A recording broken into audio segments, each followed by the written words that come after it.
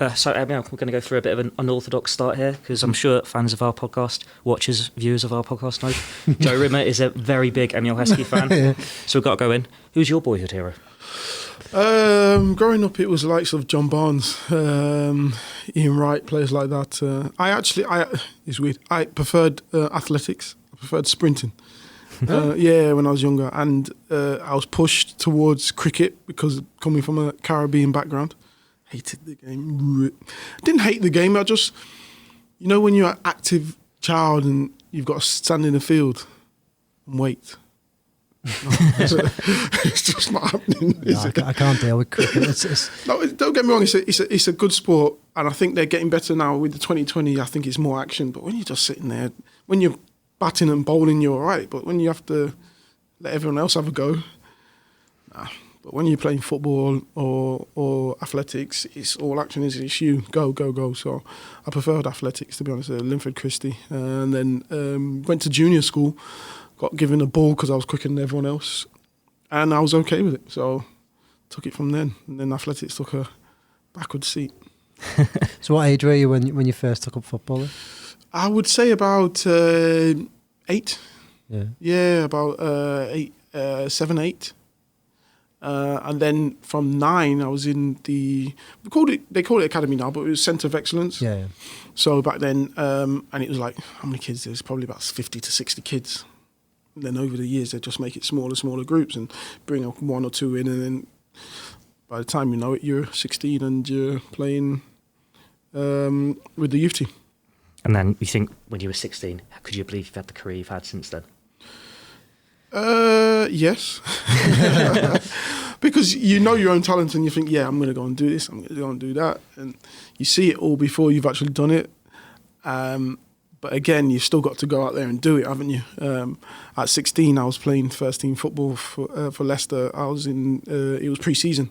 I actually got injured playing for the first team at 16. So that set me back a little bit. But I believed I could have. I was where I was supposed to be at 16. At 15, I was playing youth team football, under 18s, and doing well.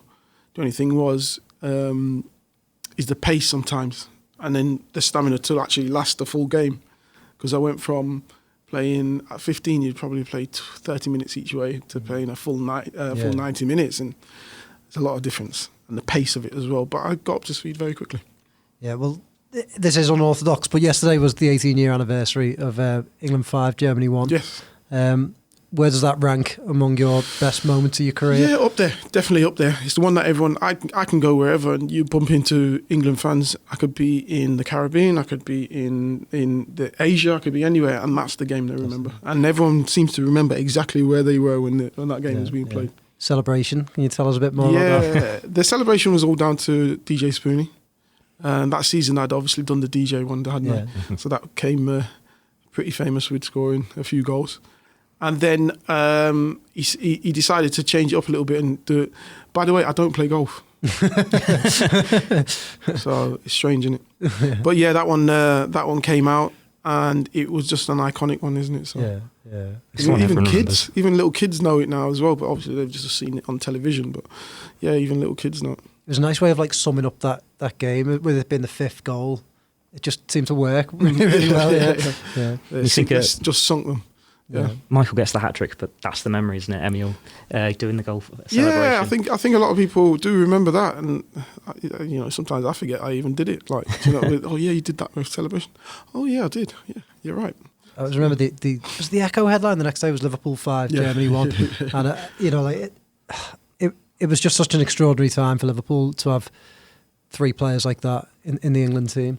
Well, we had more than 3, didn't we? Yeah. So it was a good time. We had good young players. Nick Barmby played in that game. He would say that he scored the first goal because he could have nicked something. I'm not saying that right myself, but he could have said that he scored. But yeah, so it was a good time to be in the Liverpool dressing room. Yeah, definitely. And people who are listening to this, they might not know why we're talking about Germany early on. It's because you've got an autobiography coming out, named it Even Heskey Scored. Why now after so long? It's a strange one as well because I've looked at people doing books and I'm like, I never thought I'd do a book, if I'm honest with you. I never thought I could. It's a weird one to say, but I never thought people would want to hear what I've got to say. That's just me personally thinking that. But then hearing people saying, "Well, when you're bringing a book out, when he just brought a book out, when you're bringing a book out," and I see people with 5 and 6 books, and they're younger than me, I just thought, let me have a go. Someone came to me and says, "Oh, why don't you bring a book out? I can do your book. I did this book. I did The Rise for Sales. I did this person's, Dean Elrich, and he's from the same. We went to the same junior school. He's a few years younger than me, but we grew up around the same area, so he knows people that I know. So he asked me if I'd be interested. Sat down with him, and it's weird because it kind of felt therapeutic to get everything out, not just the good things, but everything. So yeah, it just came out of that really, and I'm glad I got it done. The title of the book, Even Heskey Scored, it's sort of a joke on a running perhaps chance and stuff like that. You've always handled criticism quite well, I've always felt. But there must have been times in your career where you must have got sick of it. You mustn't have wanted to deal with it as well as you did. There's always times like that, isn't there? I sit down with players. I'll give you an example. I was in Australia, and I would have been 30, 34 at the time, so I'd been through a lot. And a lad, and everyone was telling me that this lad is amazing. He came from out of the, so we call it as Lillishore, so the England setup. Yeah. But with the Australian one. Okay. And he was highly regarded, young lad, and he wasn't playing well. He was doing okay in training, but someone's mind just wandering. And apparently he was getting a load of stick, but it's modern day stick. It's all on social media. Yeah. And I didn't get it myself. I just said, well, why don't you just turn it off? Simple to me, but he couldn't get himself out of that thing. So I had to sit down with them, explain to them and talk to them. And I figured that out myself. And it wasn't easy at times, being criticised all the time.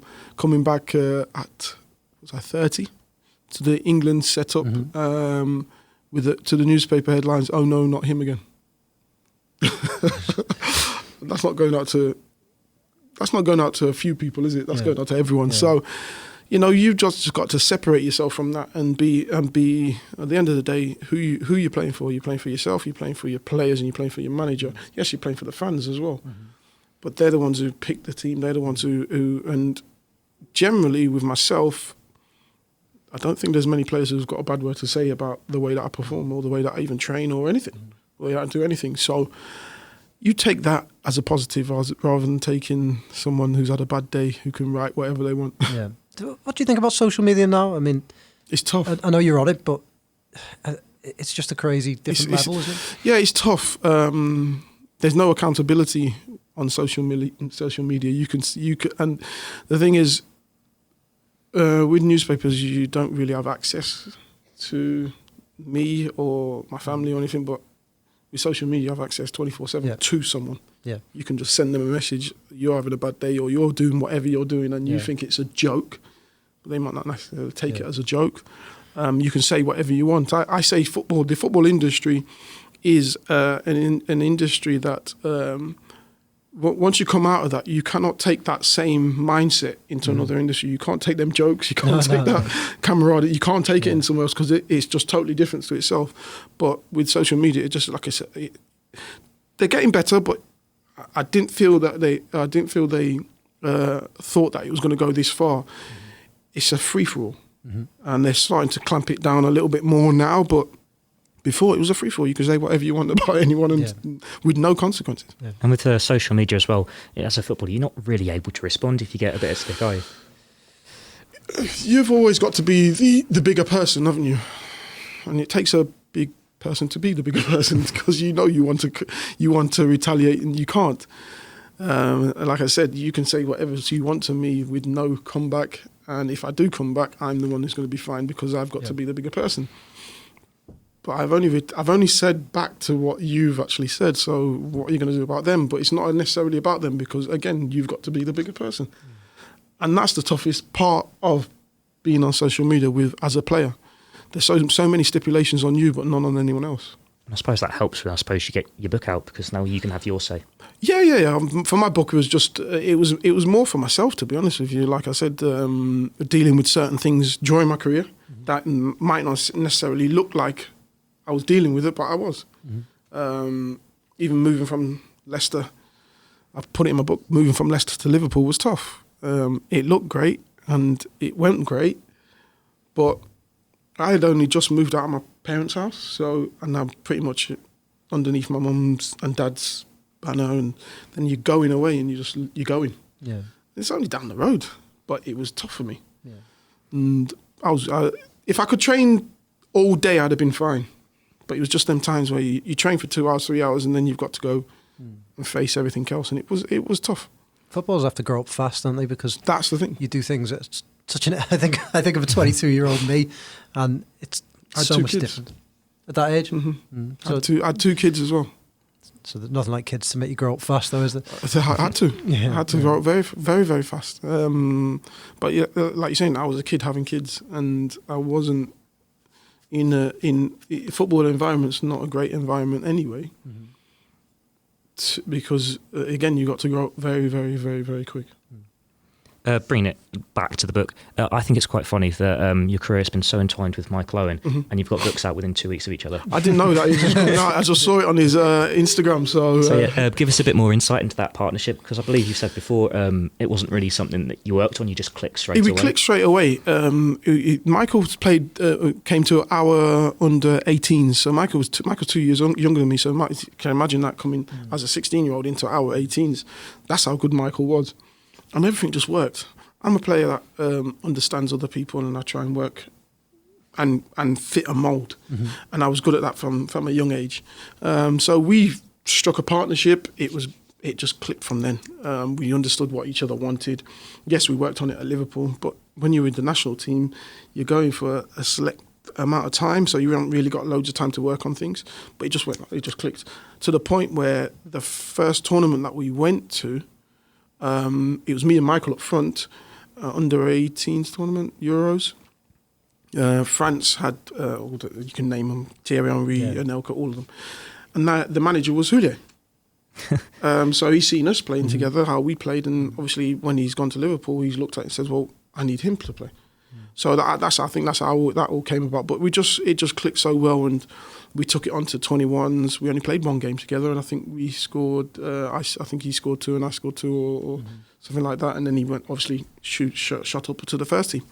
But then obviously playing with him with Liverpool, it just went from strength to strength. We just had that instinct that we know what each other's going to do and each other's strengths, and it worked. Was it more than just a partnership? Was it friendship off the pitch as well? Friendship off the pitch, but it wasn't a friendship off the pitch where we'd go around each other's houses and stuff like that. It was just, we knew, it's weird. It's, when you got that feeling and that he's good and you know what each other's going to do. If he's going to leave the ball, I know he's going to leave the ball. Yeah. So I need to get myself into a position to accept the ball and play it back to him. And I know what he's going to do after that.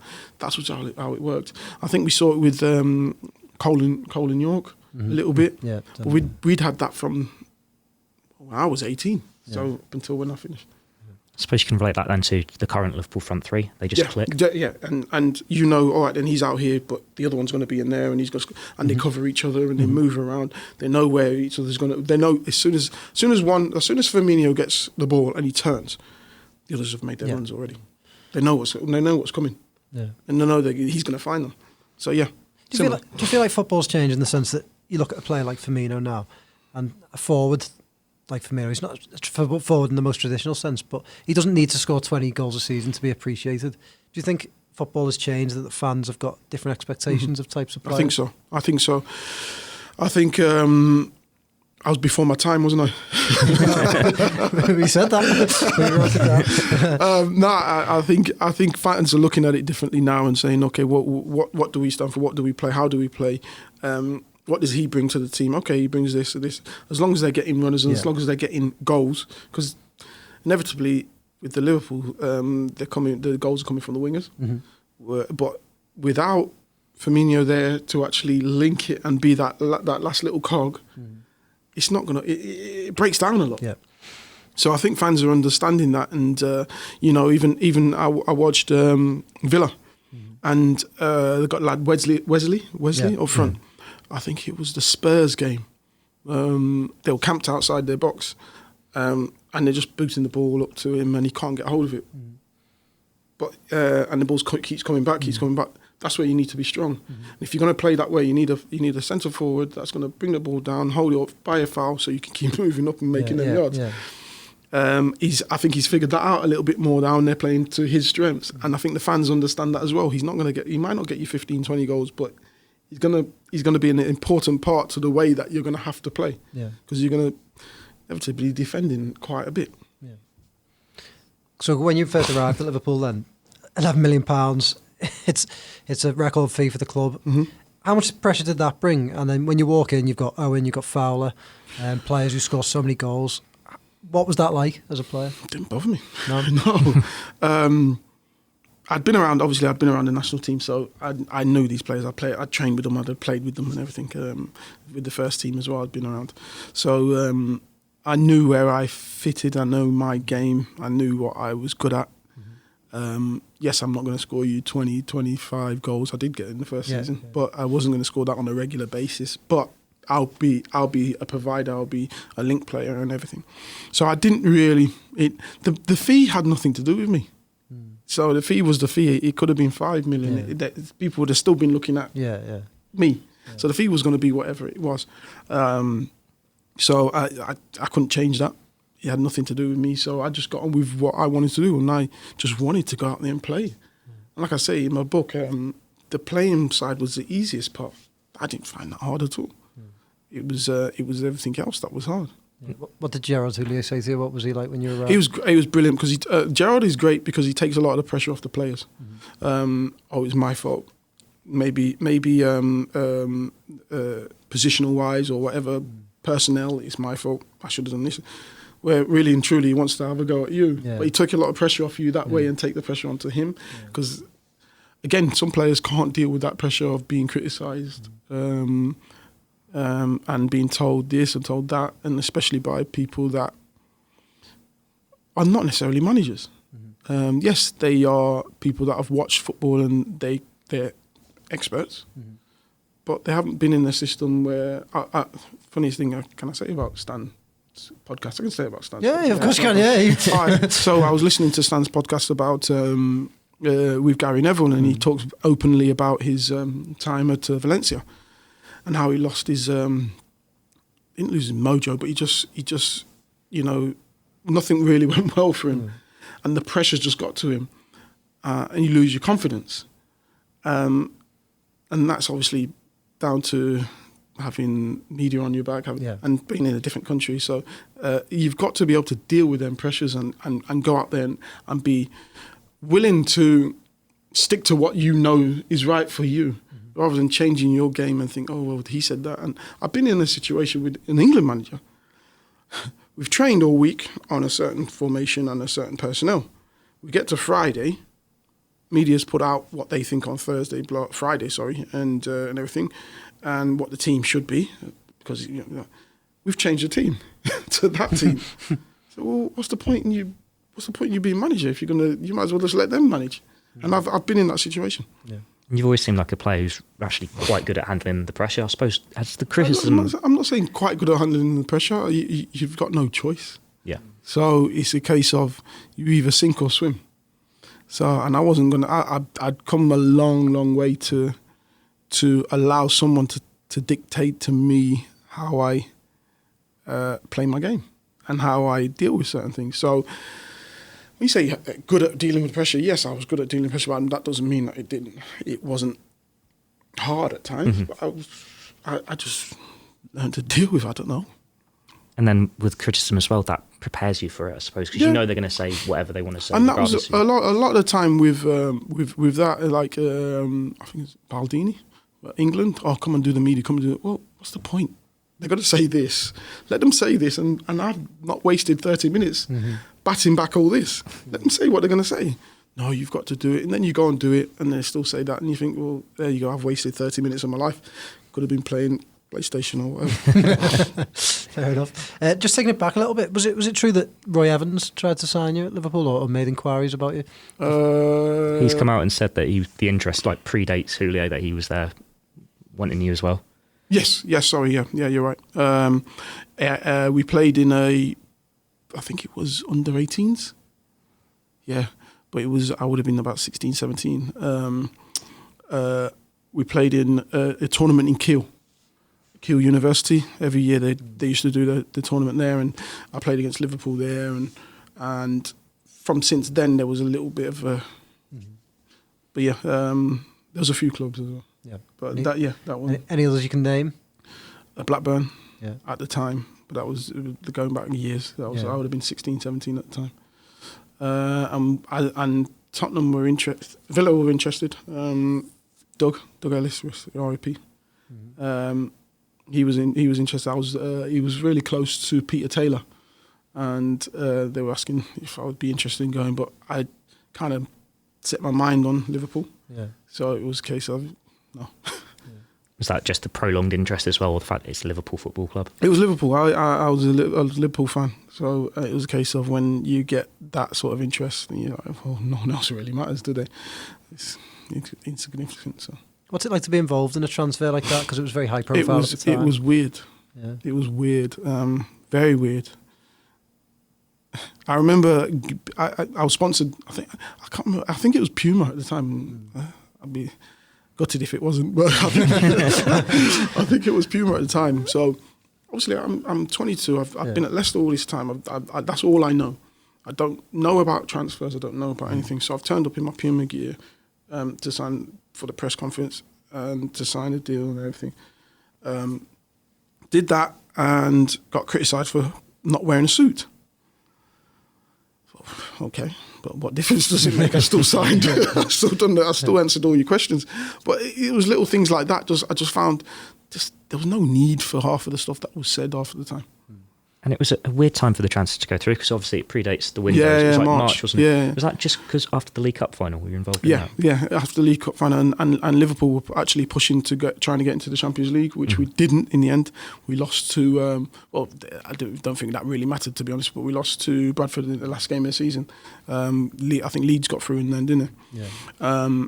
But again, we went into the what is Europa League now and won it. So, yeah, everything just fell into place. And looking at you signing, whenever the club sign a player now, there's always this frenzy for the Melwood lean. Well, I think you invented that, because if you look at those pictures of you signing, you're leaning on the goalpost, and that's really now only something you see in the pictures the last 10 years. So is that something you can claim? I'll stake claim to it. To be honest with you, I don't know if it was me, but I will. I'm taking it from you that it was me, and I'm a trendsetter. Another case of you being ahead of your time. Exactly. Another case. There you go. What was Houllier like to play for then? Are you still in touch with him now? Yeah, I speak to Gerard every now and again. He's actually done the foreword for my book. Oh, brilliant. Yeah, I speak to him every now and again, see him at functions, especially like with I went to the World Cup and he was in the lounges in there. I see him every now and again. So yeah, he's good. He was great for me. For myself, I'm not. I can deal with that sort of manager that just absolutely hammers you and keeps you on your toes and all that. But you get more from me putting an arm around me, and I think he noticed that, and that was what he did all the time. So he was brilliant for me. But again, Martin O'Neill was the same. But Martin could put you in your place very, very quickly. Yeah. Didn't care about it either. Yeah. But again, some players needed it, and it worked. So as long as you get the players to work on your schedule and to work to the way that you want them to play and and the intensity that you want from them, why not? And you were Gerard's go-to player, I suppose, in the treble season. You started in all the major finals, and best season of your career. Oh yeah, it was wonderful.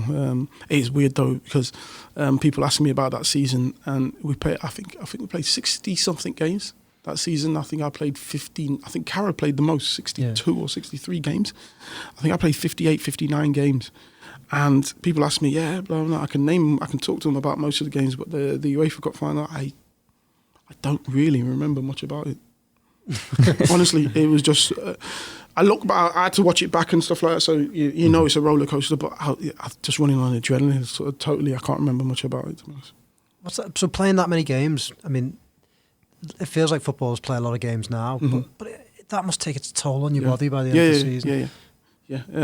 And then you go with England. Of course. Yeah. And they play another however many games, or maybe 2 games, and then you finish 3 weeks, 4 weeks later than everyone else, and you're back in again. Yeah. Which is tough year on year, but it's more of a mental thing. You mentally think that you need to just switch off and just go into just basically idle, doing nothing. And sometimes you do just for your own peace of mind. So I know players that do it, just go around year and year. Well, you look at Messi and play people like that, and he's still doing it. So it's more of a mental thing than an actual physical. I think Carragher told a story before that season, or it was around that season. He said that in the dressing room, Houllier asked which trophy was the most important to them, and I think all the British players said that the FA Cup, and the foreign players said UEFA Cup. Is that true? And is that something that you were? Yeah, exactly. We cherish the FA Cup more than anything else. To be honest with you, winning that, because I think when you go back to us growing up, that's the one that gets played on the television all the time, isn't it? You don't get to see unless you're going to actual matches. We're lucky now; we can see whatever match we want. Whichever one that they're playing live on Sky or others. So yeah, took me a minute. But years ago it was only FA Cup that was getting shown, wasn't it? And then you see the giant killing, and you see all that. It's great the way they hype it up and build it up. Then you see people lifting the cup, and you think, oh, I'd love to do that. Yeah. So that was for English players. That was the main thing. Yeah. And you had an affinity with the League Cup as well. You won that a few times. Yeah, it was a weird one. That's another weird one. Won it twice with Leicester. Yeah. 3 cup finals with Leicester in 4 years. Yeah. We were supposed to be relegated in that first year, and we won the League Cup and finished top half of the table, which was amazing. Yeah. And then we just went on strength to strength with that. And in that time, it wasn't as fought after as it is now. Yeah. Back then, the top teams all played their second string, didn't they? But we were going out. We wanted a trophy, so we were going out. But now everyone's talking about trophies. You know, City are trying to win it year on year, and I think Aguero's got 5 of them now already. I think Vinny Kompany's got 4. I've got 4. 6 finals. So I did have that affiliation with. And I was going to say, the way the game's changed, like you said back then, you wanted to win the FA Cup. And if the team was in that scenario now, they're probably focused qualifying for the Champions League. Yeah, I don't. I've seen it with Leicester as well. You know, I don't necessarily buy into that, because as well, I think players are fitter now. So I that's just me personally thinking that I think players are. You look at they're fitter and healthier. They eat better. Their diet's down to a T and everything. So in essence, they could play every game if needs be. So concentrating on that, I just think is just mental. You're mentally putting the players in a different place. Well, I don't think we need to play on that. No, you need to play every game. You need to concentrate for every game. And they say, no, there's too many games. Yeah. We play 60-something games. But lads were still at it and going for it. You know, Jamie Carragher played 62 games in 1 season. That's 2 seasons. That's only 2 seasons.